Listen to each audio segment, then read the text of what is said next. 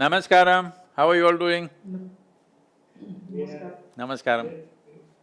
We are excited to have your audience. Very tough time for all the doctors. Hmm? I'm Professor Akshay Anand. I'm a neuroscientist. Namaskaram. Namaskaram. Uh, we have a journal, Integrative Medicine Case Reports, which is edited at PGI Chandigarh. Some of my colleagues are the editorial board members.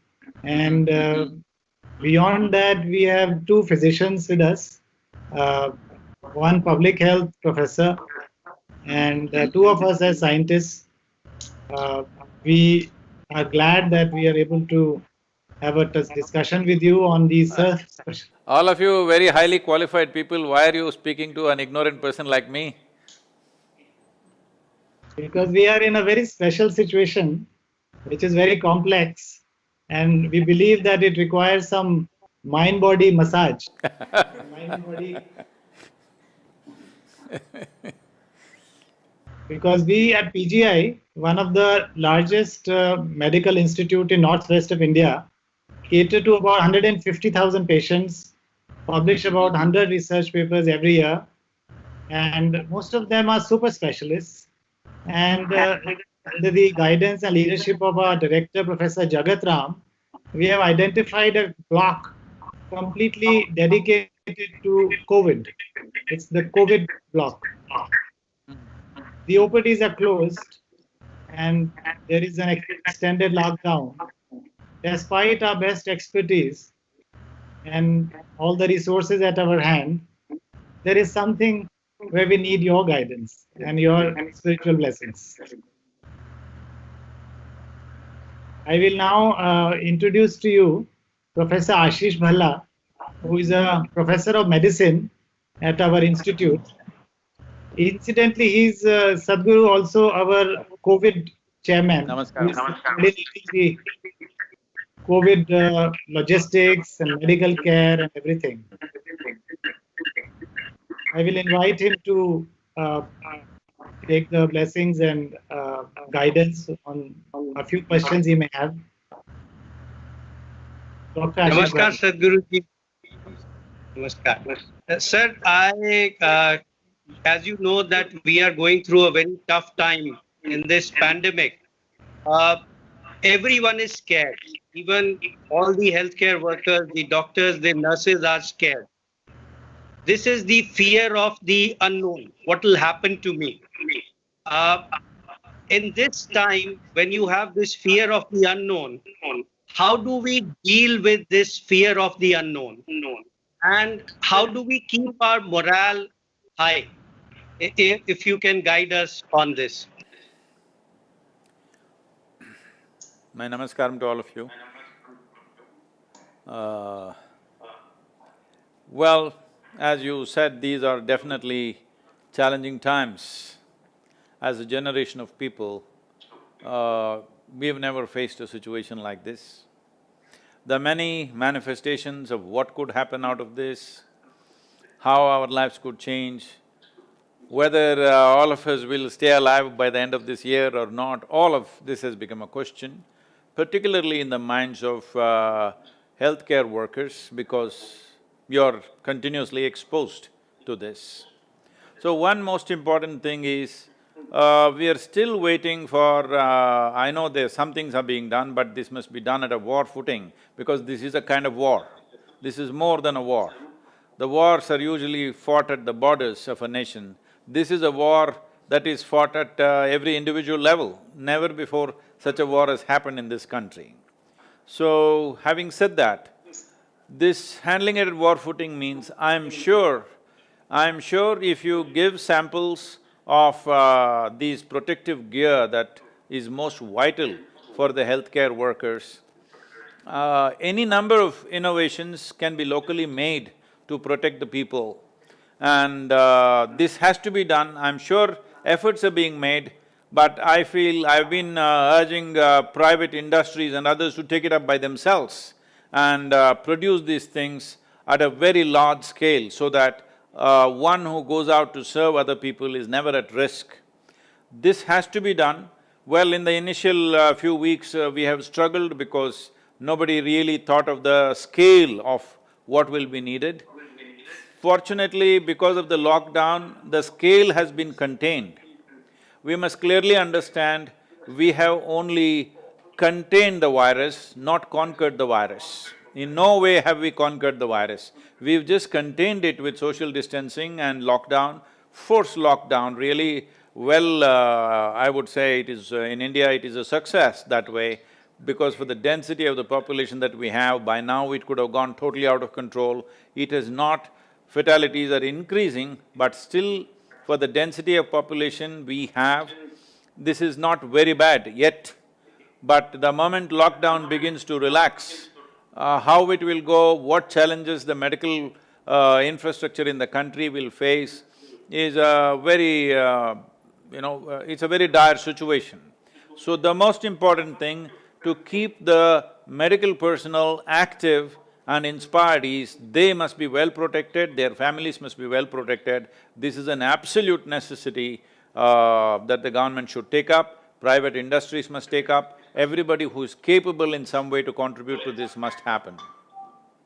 Sadhguru focused on the logistics and the protective gear, Dr. Ashish Bhalla. I think that is where the fear originates. May I now introduce to you Sadhguru, Professor of Psychiatry, Dr. Sandeep Grover. He is also an ICMR awardee and well published. He had a couple of questions, but he'll ask you the first question, and maybe we can go to him the second question later. This is the first time I am being questioned by a psychiatrist. It's my pleasure, sir. Namaste. What we are seeing at this moment, that there is a lot of stigma attached to the COVID-19 infection. And when people are dealing, those people who are dealing as first-line healthcare workers, they are themselves being stigmatized by their colleagues who are working away from the COVID-19 patients. So how do we address this issue of stigma for the healthcare workers, which they are facing in the hand of their own colleagues and in general public? Because we have heard the stories of doctors being not allowed to stay in the as tenants in the homes, or they have been thrashed by people in their neighborhood. So how do we deal with that?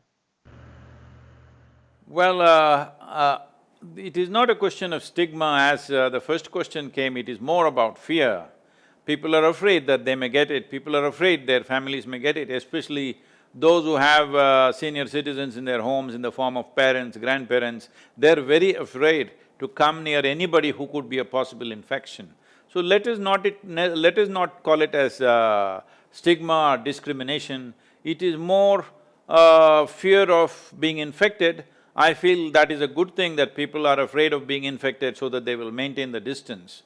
So this is also important among the medical community, as you said, the colleagues and the neighbors and those who reside with you, they need to be educated. But anyway, one thing we need to understand is, for the first time in my lifetime I'm seeing the level of regard and respect and appreciation that people have for the medical fraternity has never been as great as it is now. So let us not take a few cases of prejudice and stigmatization that has happened, and a little bit of violence also that happened, unfortunately, has been largely put down. I would say never before have people looked at medical personnel, doctors and nurses with the level of respect and appreciation that is happening right now. Any human being who puts his own life out to serve another life becomes worship-worthy, and that is what is happening right now. Let us not demoralize ourselves with a few incidents that happen in the country. Thank you, Sadhguru. That was very nicely put, putting into the context and basically reassuring that the exceptions do not prove the rule. We should not generalize it. We'll now move to Professor Sonu Goyal, Sadhguru. Professor Sonu Goyal works on tobacco control. He's a professor of public health, and a lot of preventive work, what is happening, what are the trends. We discuss about the flattening of curve. Those are the kind of areas that he interfaces with. Dr. Sonu, please ask your question to Sadhguru. Namaskar, Sadhguruji.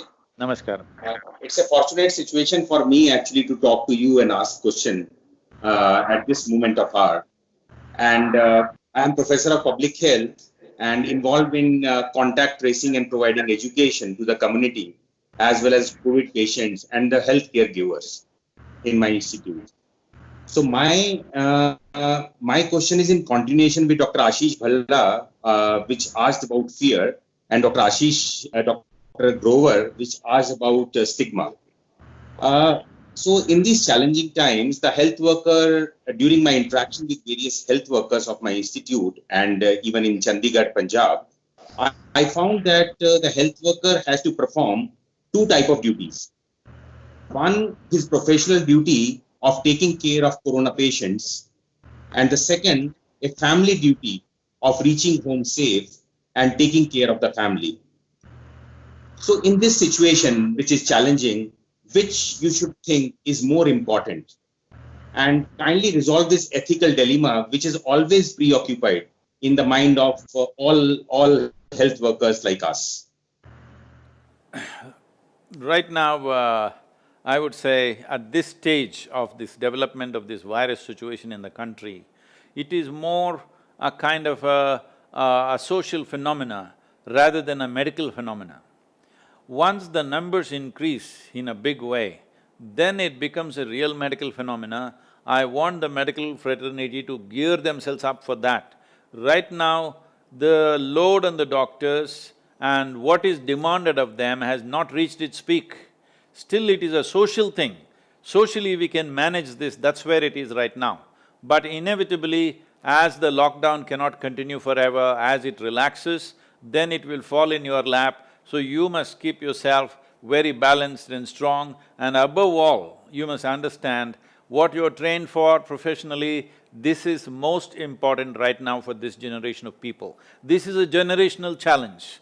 Whether we will come out of this successfully or we will be a disaster, this is something we can decide by how we act, and a large part of that capability is in your hands as doctors and nurses and the other staff which works with you. So, at this time, let us not think in terms of which one should I do more, family or this. Family which should be well provided for, definitely. I think, I'm sorry if I say something that hurts all of you, but I think probably it is best that none of you go home for the next 2 months. Really. If you are concerned about your family, that is the best thing to do, because this is going to spread in such a way that we will be putting everybody to risk. So it is important medical personnel have the necessary protective gear, absolute protective gear, and their families are protected from themselves, because we do not know in what form. Because people are saying they're cleaning everything, they're changing their gear, but they're going with the same shoes. They're saying hospital floor is the worst place when there are COVID patients, and it could go with your shoes, it could go in some way. It is very important that your families are protected from you. Your loved one should not be affected by your profession, and this is a profession which is sacred. Most of the time in normal times people may not realize. This is the time everybody is realizing this, how important this medical training is in a society. This is the time the whole society as a nation, as a world, we are realizing how important it is. So at this time, do not create doubts in your mind. How significant is your profession? It's absolutely significant. This is a generational challenge. We must come out of this in a positive and successful way. This, if the society conducts itself responsibly, this can pass off as a minor aberration in our generation. But if the society does not conduct itself responsibly, this could become a major calamity of our generation. In this, all of us have a role to play, but you have a significant role to play. Let us not create any doubts and confusions in our mind at a point like this. Thank you, Sadhguru. That was excellent, very inspiring to put the dilemma at rest. And basically, Sonu, what Sadhguru said was to bring home the point that we do not go for 2 months and overcome our dilemma by action and risk-taking. Thank you, Sadhguru. I will now introduce you to Dr. Pramod Avti. He is associate professor in biophysics. He has a strong interest, like I have, in integrative medicine, and also does a lot of computational bioinformatics and biocomputing. Dr. Pramod, would you like to ask your question to Sadhguru? Namaskaram, Sadhguruji. Namaskar. My privilege at this point of time being interacting with you and other team members of our institute. My question would be at this point of stressful conditions and the fear, both at the national as well as the global level. What are the best methods which would make the healthcare professionals as well as other professionals globally, because it is a challenge at this point of time, that how and what the methods they can adopt to stay mentally strong as well as at the same time have the methods to improve the immunity. Well, about mental strength, this is something that human beings should strive for all their life. When there is a crisis, you seek mental strength, then it will be far more challenging than building it throughout life. Essentially, instead of looking at it as mental strength, let us look at it as simple balance. All that needs to happen in a human being is just this. If your thoughts and emotions are directed by you, not in compulsive reaction to what's around you, then staying in a balanced condition is not a problem. Right now, for most human beings, their mental state is in constant compulsive reaction to what is around them. Because of this, they are going haywire. It's not only now, not because of the virus. Even otherwise, when they had to go to work, they were freaking about the work. Now they have to sit at home, they're freaking about that. Tell me about what they're not complaining in their life. Just about everything. But these challenging times really puts you to a test and brings out the worst in some people, but at the same time it brings out the best in most people. You will see people will rise and do things that they wouldn't have done in normal times. As things get tough, you will see many human beings will rise and do the best possible things that they would have never thought of doing in their lives. So that will also happen, this will also happen. So this is a choice that each individual, each one of us have. Do we want to be a part of the problem or do we want to be a part of the solution? This is all. I beseech everyone, you must be a part of the solution. For medical personnel, you know what to do, all this stuff. But for common people, all I'm saying is, your business is to see that you don't get infected. Somehow, just make sure you're not infected. Suppose beyond your care, somehow it happened to you. If it so happened, you ensure nobody else gets it from you. This much responsibility if everybody takes, the work of the medical personnel will come down dramatically and it'll come to a manageable level. Otherwise, it'll go to a place where we have to make ugly decisions. Already these things are happening. Well, in Italy, they're making a judgment by age. That is, who should get the treatment, who should not get the treatment. They're counting age and the number of years left in a person's life. So, if it comes to sharing the ventilator between you and me, you will get it, I will go, okay? I'm saying these ugly decisions we will have to make. Between you and your mother, if you have to share a ventilator, you will get it and she will die. These are ugly things that should not happen in human life. Unfortunately, we will drive the situation there if we do not behave responsibly. So, the leadership, the Prime Minister continuously talking to the people, trying to make them understand the significance, but a few people, including unfortunately in some parts of the world, even medical professionals, saying there is nothing to be done, just get back to work, let's see what happens. What happens will not be a nice thing to see, because the kind of situations we will have to handle will not be good at all for us. About enhancing our immune system, we have simple processes, we have very sophisticated, complex processes to enhance immune system. To tell you, in the last 39 years, almost every day, almost literally every day, I have public engagements. and I'm traveling incessantly. In spite of that, I have not cancelled a single event yet because I am not well. That means my immune must be working pretty good. With all the airplanes and the travel and the exposure to people, any number of infections you can… I am always in United States during the springtime, when flu will be running all over the place. I am one of the few people who never takes a flu shot and never gets flu. One thing is being careful about things. Another thing is, you must also make your immune system robust by the way you live.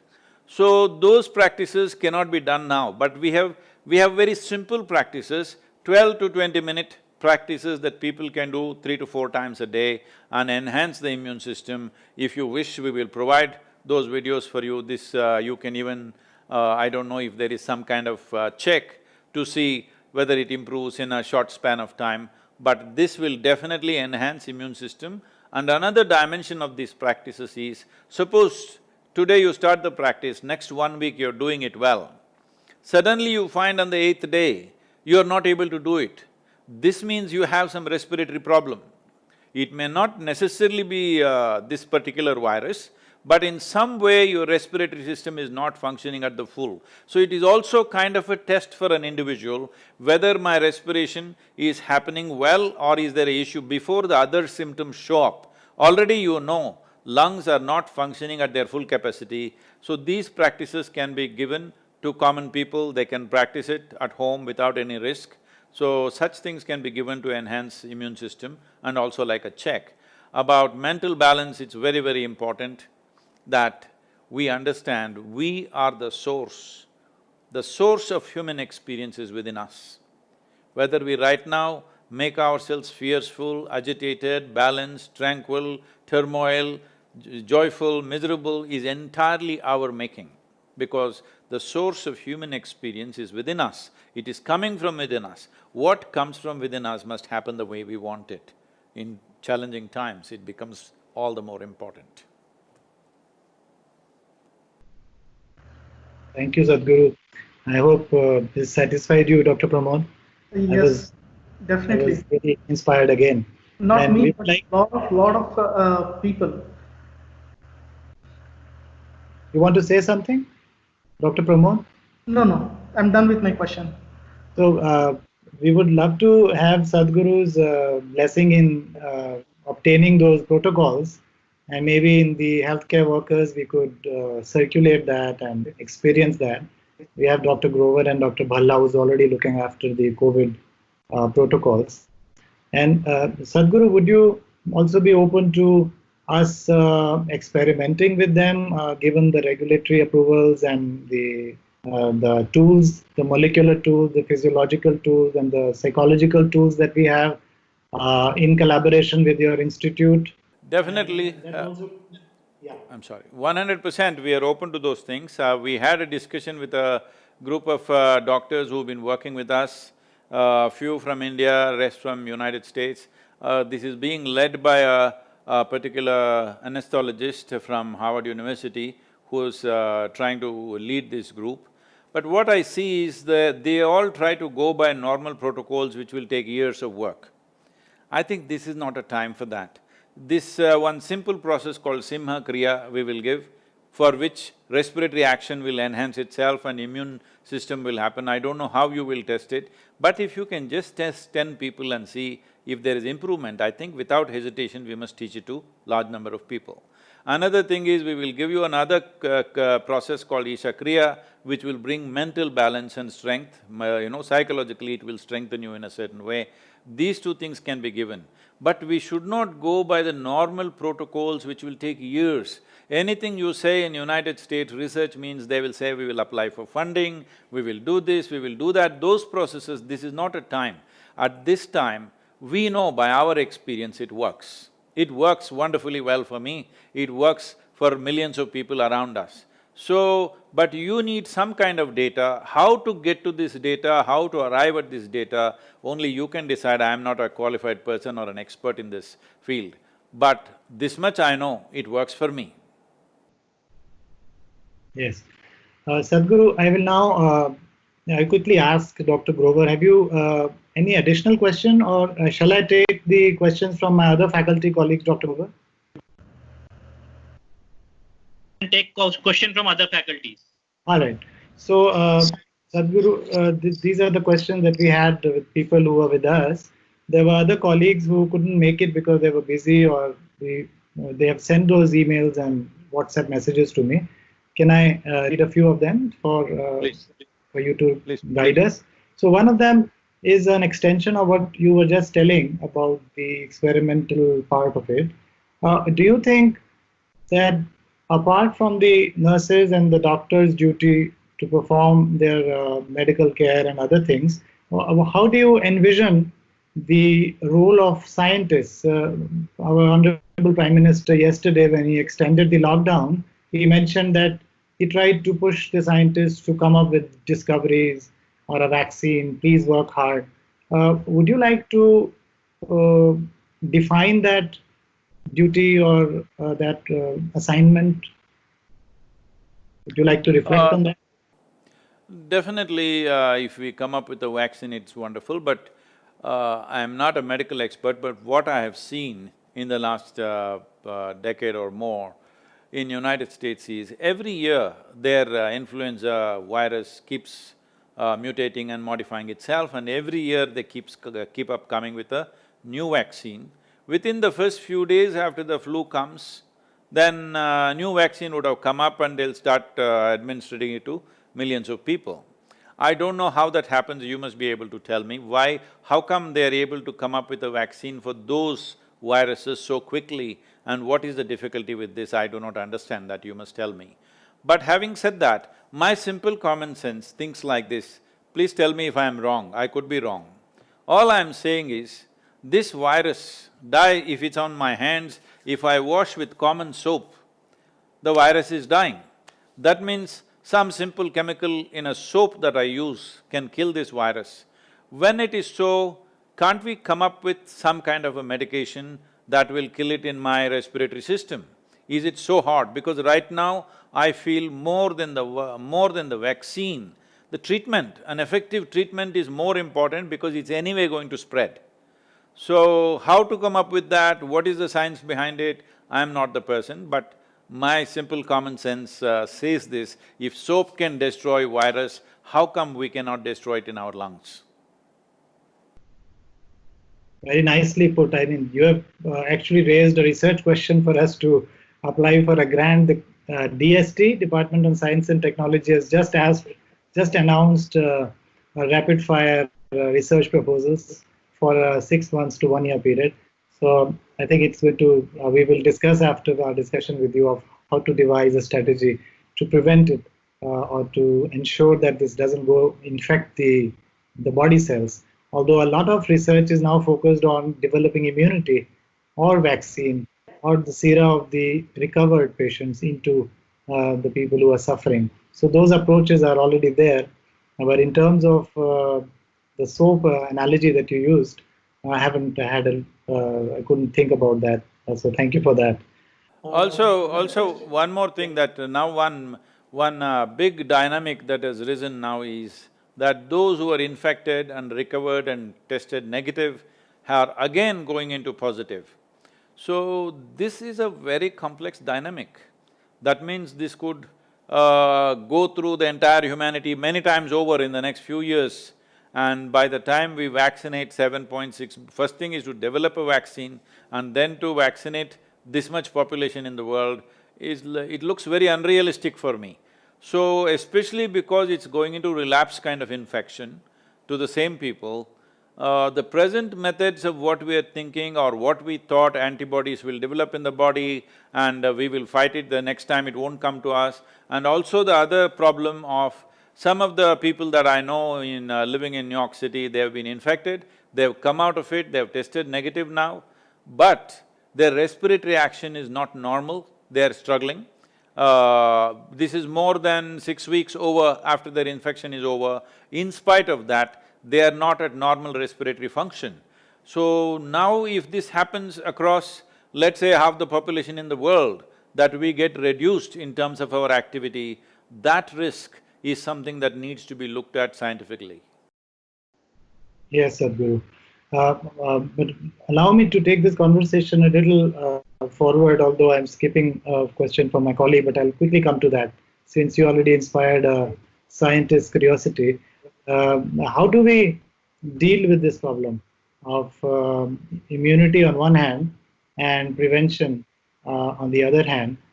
Can we take inspiration or guidance from our scriptures or the whether it is Chinese medicine or Indian system of medicine, where there is a reference to viparya, where the cells of the body are not able to recognize who the enemies are, and therefore the autoimmunity sets in, such as diabetes.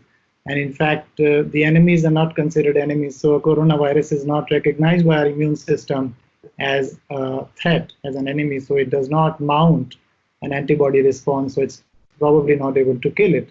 Is it something that can be maneuvered by mind-body interaction, by pranayam, or by sadhana, or what recently we had a consciousness meeting at 6 p.m. last evening. Of course, there has to be a scientific, it has to be reduced to cause-effect relationship, it has to be testable and scalable for everybody to benefit. But would you like to reflect on the concept of viparya or panchkosha?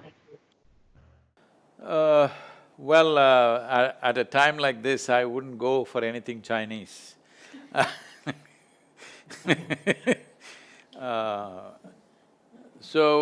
If you come into the yogic sciences, in the yogic sciences, about how to make… See, fundamentally, the yogic sciences go from this. There is something called as panchabhutas, the five elements which constitute our body and the universe around us. That is, I'll put it in English language, the earth, water, wind, fire and space. These five elements, how well balanced and how they function within us will determine how healthy and well. We are not just thinking about health alone. Our idea of health is that you're not just medically healthy, you are at the peak of your performance, you're at the peak of your perception, because in yoga the most important thing is to enhance your perception. If your perception has to be enhanced, your body should not be an issue. If you sit here, you should not even know that you have a body. If you become like that, only then you perceive things that other people do not perceive. If your body is so dense that you always feel it, that means your ability to perceive is greatly restricted. So having said that, to get the body to this stage, it means a certain level of purification. This is called as bhuta shuddhi, that is purifying the elements in the system. Based on this, there are various practices, but now teaching these very sophisticated practices to large number of people is an impossibility. It will need a certain level of commitment. But we have very simple practices which entire population can do without much instruction, and there is no danger of any side effects or harm or anything like that. So this is what I said, the Simha Kriya and Isha Kriya will give it to you. But you're talking about 6 months, one year cycle of that, no. I would say in the next 3 days to 6 days, if you can ascertain that this is in some way even minutely beneficial, I think we should give it to people, because at this time, this will make a big difference. Right now, here in the yoga center, we are 2,642 people living here right now. The rest of the people are stuck in various cities around the world, they're not able to come back. And some of, a certain number of volunteers are out there working in rural Tamil Nadu. But in this 2,642 people, not a single person has a cough or a cold, not even forget about the COVID, even normal cough or cold, everybody is perfectly healthy, simply because of the daily practice that they do. And the amount of work that we turn out in a day, we are all like 18 hours work schedules, 7 days, 365 days, this is how we always live. So obviously our systems are functioning at a higher level. Can we teach everybody this process right now? No. It is too sophisticated, it takes a lot of instruction and understanding. But the simple practices, how to evaluate this, not going by the normal medical protocols because that's going to take a long time. You as doctors and scientists, if you can arrive at a simple way of evaluating, okay, it is doing this, so this must have this kind of impact. We have some tests done by University of California. This is in 2010, that's 10 years now. They're still evaluating it, they have still not interpreted what is the thing. Some of the BDNF factors that they have noticed, they say we've never seen anything like this. But for interpretation, they need another grant, that's not happened, so it is right there. Like it's all this thing, if you want, I will send you all the results, what they have found by the practice, but it's not been interpreted, it has not been translated. One important thing they say is the proteins needed for regeneration of the neurons in the brain, it is increased by 241%. That means the brain, as you age, it can rejuvenate and become better than to deplete as it normally does. So, but interpretation doesn't happen. After 10 years, it's still going on. It's worse than bureaucracy, the whole process.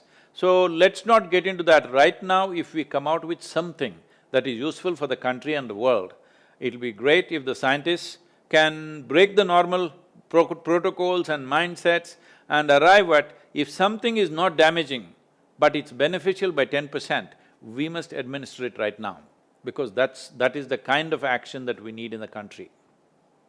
Yes, thank you, Sadhguru. This takes us to another question that one of my a lady professor asked. She's an ENT surgeon.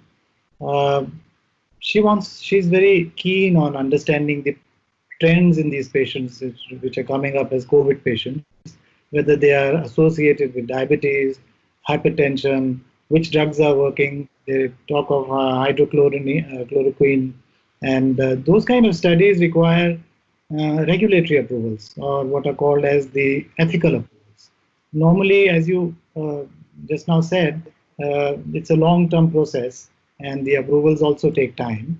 So, would you like to guide us or reflect on whether it is ethical to go ahead and take the patient's informed consent and do a limited study on these patients to evolve a therapy, or to diagnose a trend, to be able to prevent it, to be able to reduce the havoc that might come very shortly, or should, if we go through the ethical approval, it may take time and it may prolong, and it may be too late.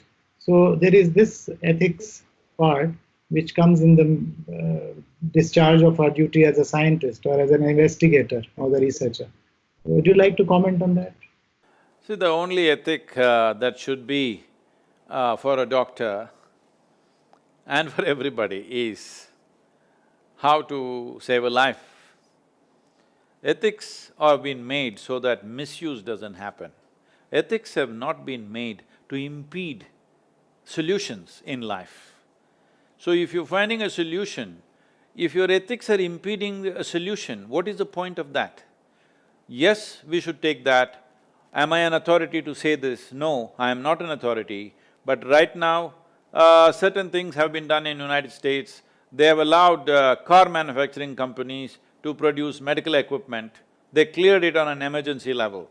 So if you went with a normal process, this licensing process would take 5–6 years probably. It's been just done like that. Is it ethical or not? To save a life is a very ethical thing to do.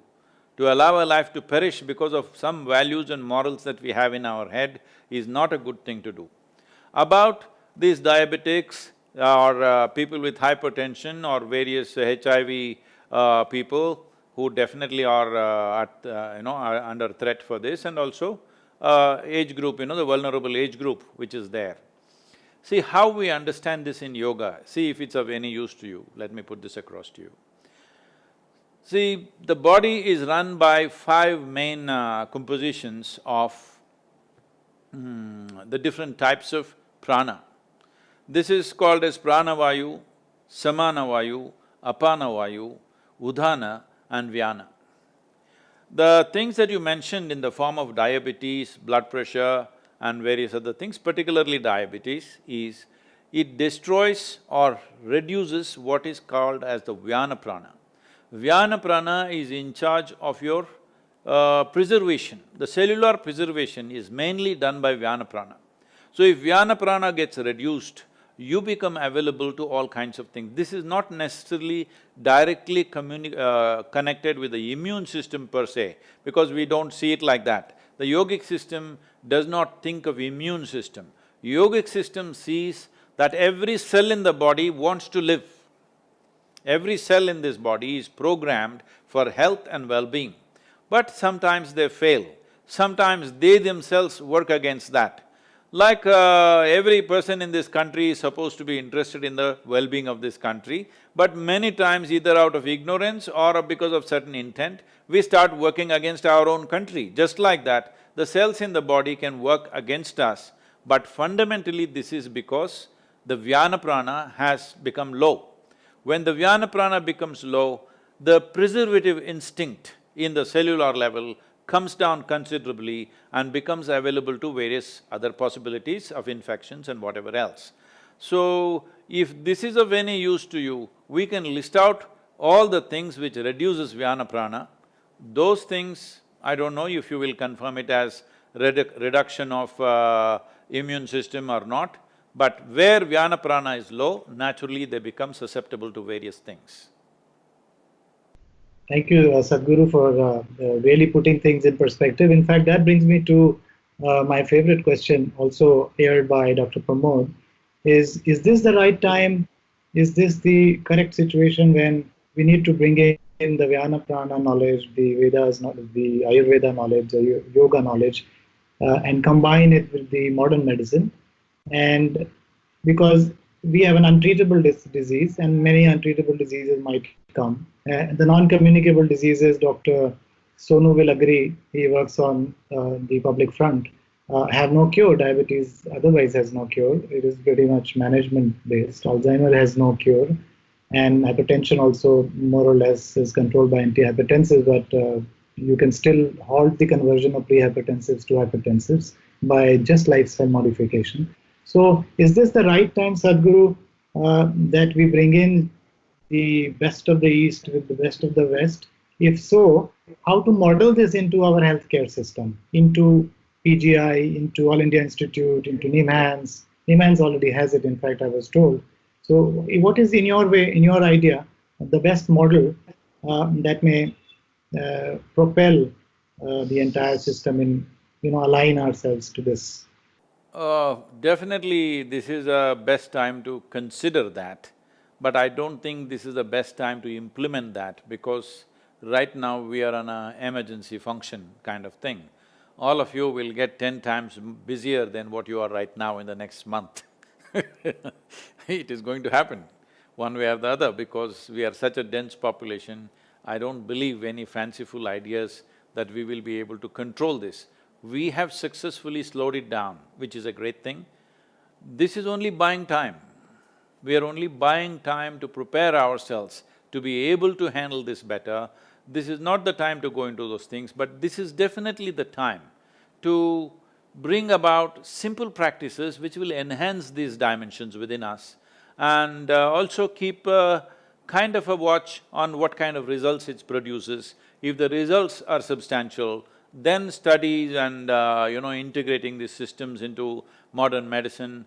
These are long-term efforts. This cannot be done in a situation like this, where day to day you will be fighting with life and death situation for thousands of people. At this time you cannot, but this is a time definitely to teach some simple practice, large scale, and see what impact it has, not as a study, but to save lives and help people recover from whatever has happened to them. Thank you, Sadhguru. My professor in anesthesia, she wanted to ask this question, but which you already partly answered, but I will still pose it to you on her behalf.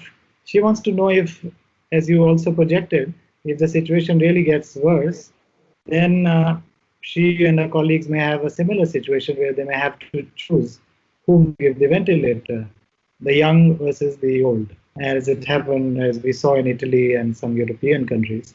And there is a deficiency of ventilator, to which you alluded by saying that the car company was asked to make ventilators in the US as well. How do we address this? You partly addressed that question, but would you like to expand on it a little bit more? this is a terrible choice that sometimes human beings have to make. As all of you know, by being doctors, when wars happen, those military doctors decide these things, whether to cut off somebody's leg or not, whether to let somebody die or not.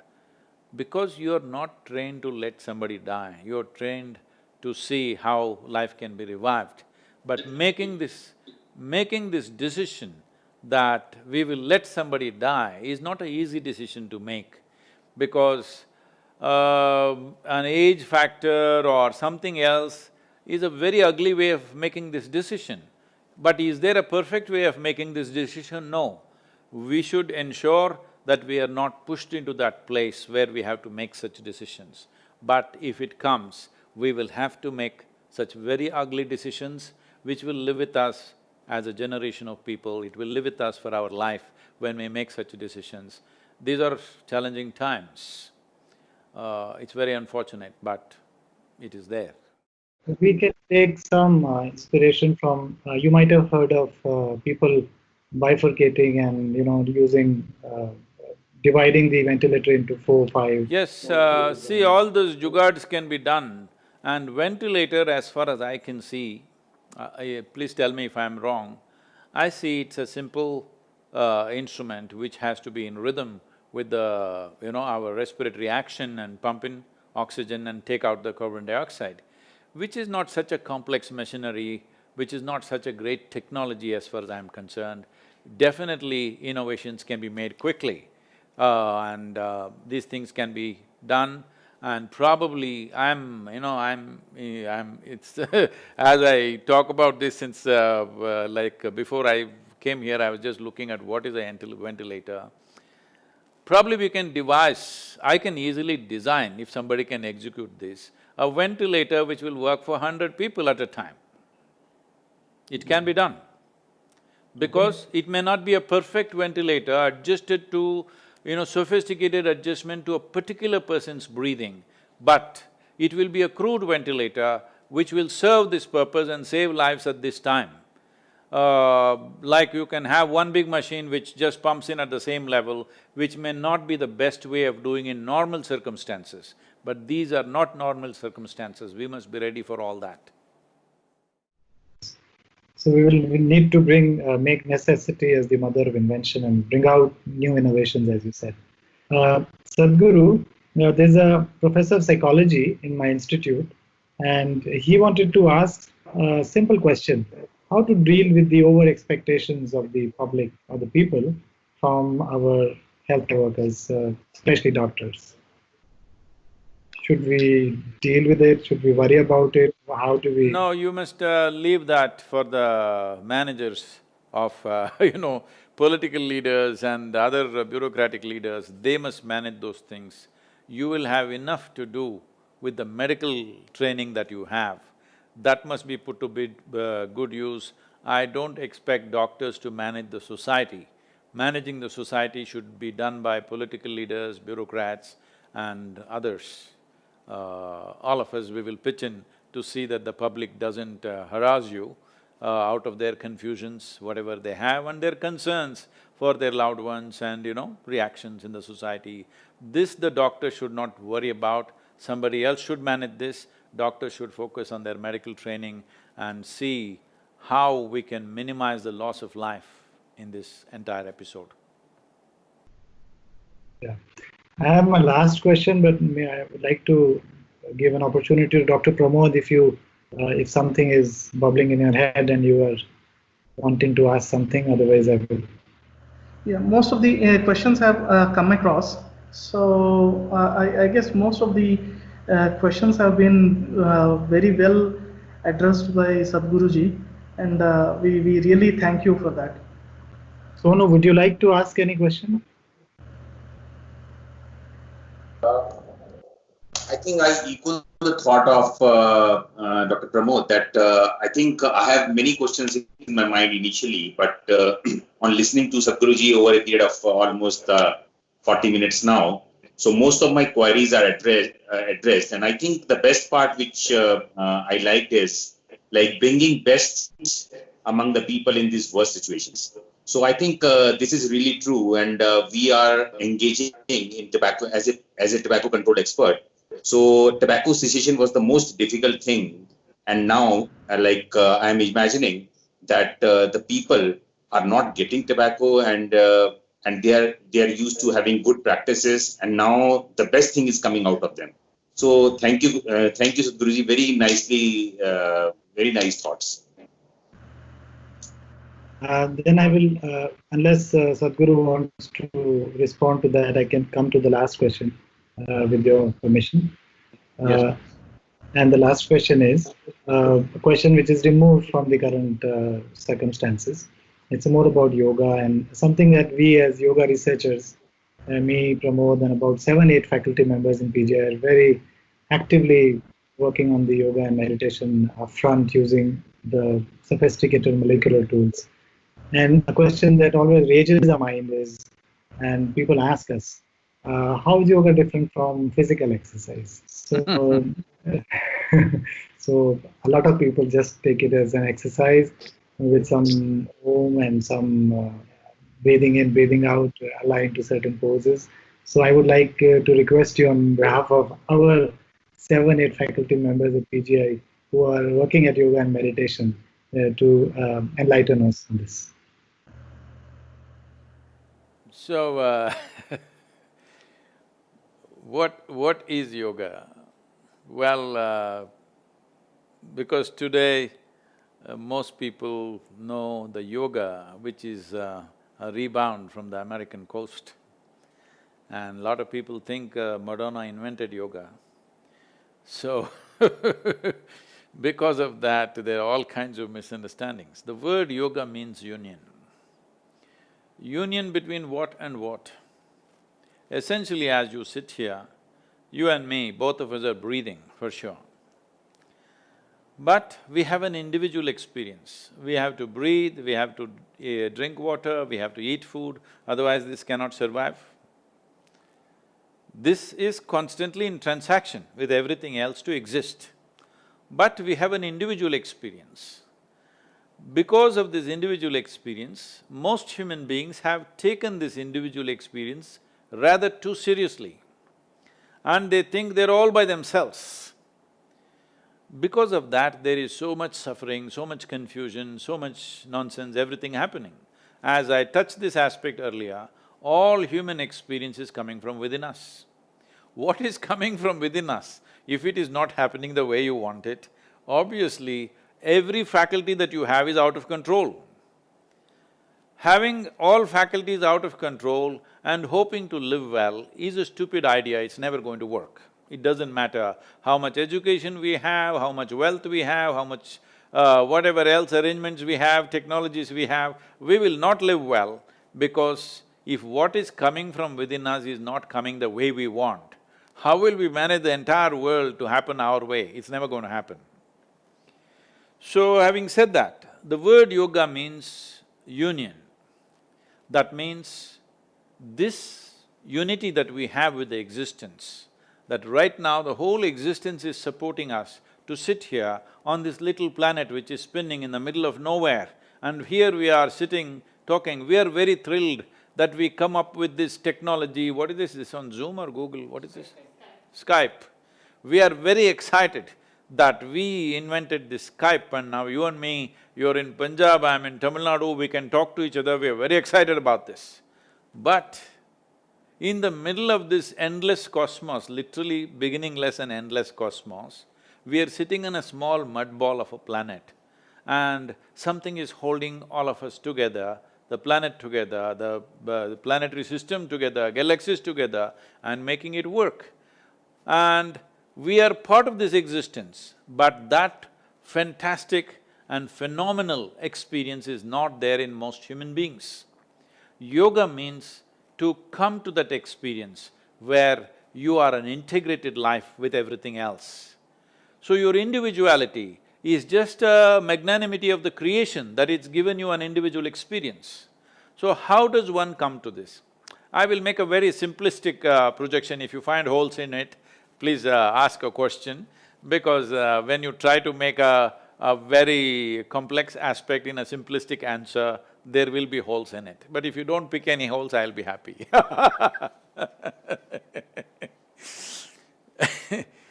It's like this. For example, there is… see, you and me know that we have a body only because there is sensation in the body. If there's no sensation, we wouldn't know. But if we just rub our hands like this for 10 seconds and hold it like this, 3-4 inches away, you can do it right now and see, it happens, it works even for doctors.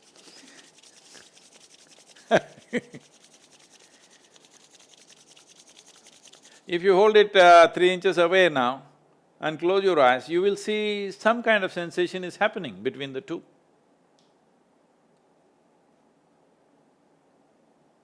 Is that so? So if there is simply vigorous activity or an exuberant energy within you, suddenly your sensory body expands. What this means is, see, right now there is water in this vessel. This is definitely not you, but if you drink it, it becomes you. All that happened for this water is, what was outside the boundaries of sensation came into the boundaries of sensation, suddenly you experience this as myself. That's how you gathered this body. What was outside as food yesterday has become you today. What was food yesterday was day before yesterday just earth. Earth became food, food became you, and one day you will become the earth once again, and that's what we are struggling to prevent right now with all this COVID. What is the threat? The threat is we may become earth once again. Yes, that's all the thing is.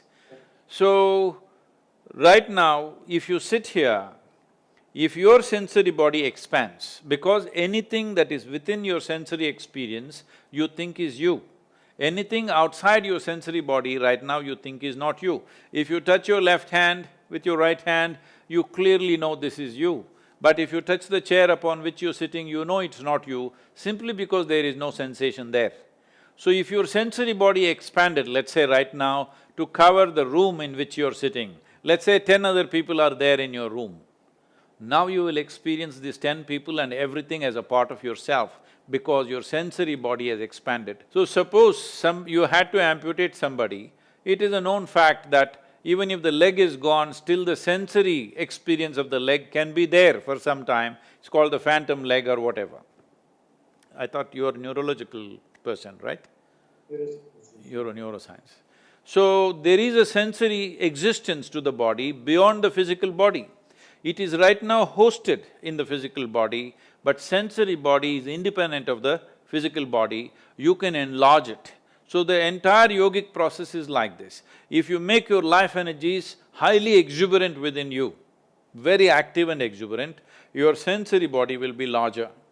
If your sensory body becomes as large as the universe, you will experience the whole universe as yourself.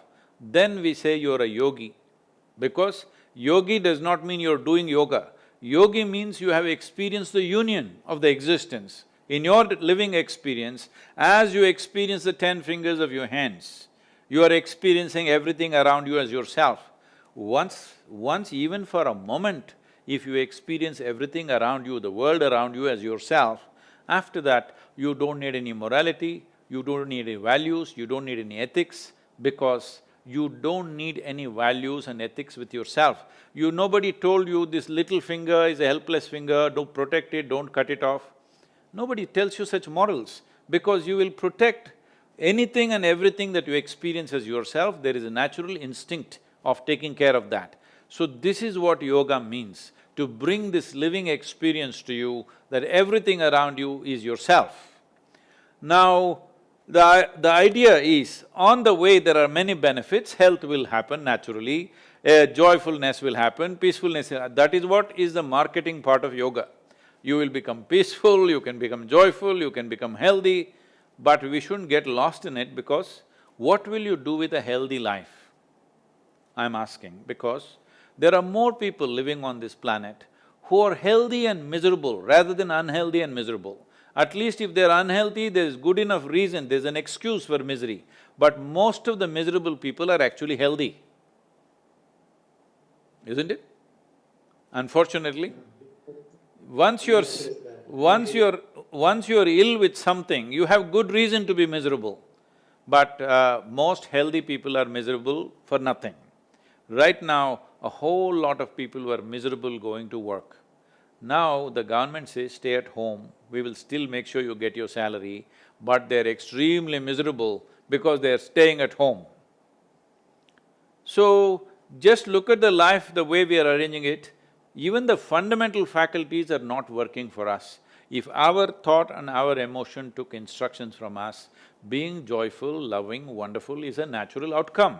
This is not a height of achievement. This is how you were when you were as a child. Say, people are thinking to be peaceful, joyful and loving is an achievement.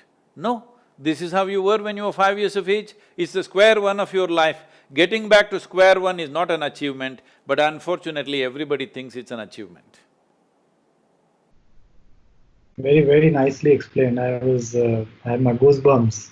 And with that, we thank you from our journal Integrative Medicine Case Reports, which is edited at PGI, my faculty colleagues. We were really excited, and I think we will take back my colleagues this very important message and wisdom, and be able to do better research, better healthcare provision for the people who need it. And with that, we also thank, most importantly, Sadhguru for sparing the time to come with us, to interact with us. This is really joyful, and this is the best thing that happened to my lockdown, at least, whatever that we've been going in between to work. Please feel free to, demand anything from us. Whatever we can do to enhance and serve the medical community right now in these very challenging times, we are willing to do. I will ask them to send these two simple kriyas, one for the mind and one for the body. Among yourself, you practice and see if it works, you can further push it around. Please, you must come and visit the ashram after this is over. We would like to come and visit. And also, about the studies, I was just thinking about this. If your normal protocols can be broken, we can send you blood samples or sputum samples or whatever it takes to come to a quick conclusion that people who are doing these practices have a better immune system or whatever. If you can come to that, I think it'll be extremely useful right now for the entire world, not just for India. Yeah. Me and Pramod will sit together and have a research question put in paper, and we'll send it to you. And Sadhguru, you'll be happy to know that we are taking these experimental details to even cell culture experiments. So, for example, a person who does yoga, we take the blood out and grow the cells in that blood of a yogi. I'm just giving you an idea, which is probably not anyone. And am I right, Pramod? I don't think anybody has published this idea. And see how these cells from the yogis or the blood-derived sera from the yogis can stimulate cell proliferation and stem cell population versus those derived from a regular non-yoga practitioner. So these kind of ideas and systems we already have in place, and we are working on an array of subjects in yoga and meditation, from high altitude to diabetic yoga protocol implementation to common yoga protocol implementation and studying their efficacy. Also looking at heart rate variability, you mentioned the gene expression changes that you alluded to when you mentioned BDNF in Harvard, that person who's working on that. So we'll definitely look forward to a sustainable and learning interaction with your team, and to be able to see you physically when you come to the ashram. Yes, you should come. You must come, all of you. Thank you very much. Thank you. Thank you, sir.